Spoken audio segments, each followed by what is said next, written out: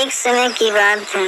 किसी पुराने घने जंगल के बगल में एक छोटा सा गांव हुआ करता था। उस गांव में एक बूढ़ा चाचा अपने पोते नंदू और अपनी पोती कोमल एक छोटे से घर में रहता था।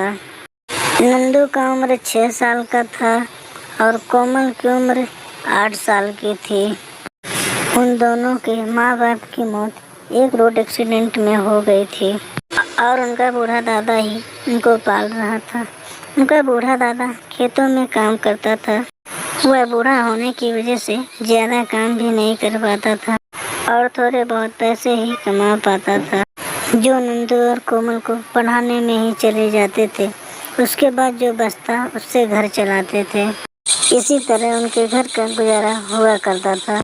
और फिर एक दिन बूढ़ा दादा बहुत बीमार हो जाता है और वह बीमार होने के बावजूद काम पर चले जाता है, जिससे उसका पोता नंदू और उसकी पोती कोमल बोलते हैं कि दादा आप अब काम पर मत जाया करो और खेत का काम अब हम कर लिया करेंगे। फिर उसी दिन से वह स्कूल से पढ़कर आते हैं और खेतों में काम करने के लिए खुशी खुशी चले जाते थे। काम करके उनको बहुत ही खुशी होती थी। इसी तरह कुछ दिन चलते रहा और फिर बूढ़ा दादा आराम करने के बाद में फिर के जैसे तंदुरुस्त हो जाता है और उसी दिन से वह तीनों फिर से खेत में काम करने लग जाते हैं, जिससे उनके घर की स्थिति पहले के मुकाबले में कुछ ज़्यादा ही सुधर जाती है।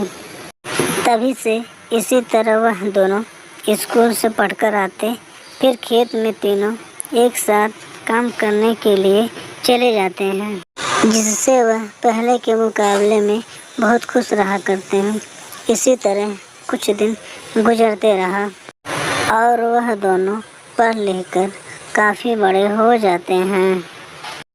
और फिर एक दिन उसके बूढ़े दादा का तबीयत खराब फिर से हो जाता है, जिससे वह बहुत बेचैन हो जाते हैं और उनकी मौत हो जाती है और वह दोनों एक शहर में नौकरी पा जाते हैं, जिससे वह दोनों उस शहर में रहने के लिए चले जाते हैं। फिर जिस कंपनी में नंदू जॉब करता था, उसी कंपनी में नंदू को एक लड़के से मुलाकात हुई, जिससे नंदू उसे पसंद करने लग गया और उनकी शादी हो गई। उसके बाद में वह तीनों एक साथ में रहने लग गए। इसी तरह वह दोनों खुशी खुशी रहने लग जाते हैं। फिर एक दिन उन तीनों पर किसी की बुरी नज़र पड़ जाती है, जिससे नंदू की पत्नी अपनी ननद कोमल से अलग रहने के लिए नंदू से जिद करने लग जाती है और जो कि नंदू इस बात से अपनी पत्नी से काफ़ी गुस्सा हो जाता है और अपनी पत्नी को लाख कोशिश मनाने की कोशिश करता है। फिर लाख बावजूद समझाने पर भी उसकी पत्नी नहीं मानती और अपनी जिद पर हठ करने लग जाती है।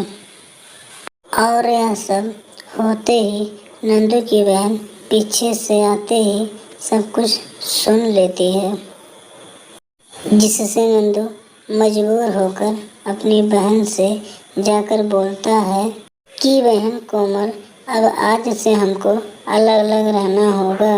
तो बहन कोमल अपने भाई नंदू से मुस्कुरा कर बोलता ही है, कोई बात नहीं भैया, एक दिन तो सबको ही अलग होना पड़ता है, कोई बात नहीं, हम अलग रहकर भी जी लेंगे। कोमल को अपनी भाभी की ये सब सारी बातें पहले से ही पता थी, जिसकी वजह से कोमल मुस्कुराकर ये सब कह देती है कि हम अलग अलग होकर भी रह लेंगे। वह अलग अलग रहने लग जाते हैं, जिससे नंदू की बहन कोमल नंदू से दूर हो जाती है। दोस्तों, इसी तरह हमारी वीडियो कार्टून कहानी देखने के लिए हमारे चैनल को लाइक और सब्सक्राइब करें, ताकि हम अगली वीडियो में इससे भी अच्छी अच्छी कहानियाँ ला सकें।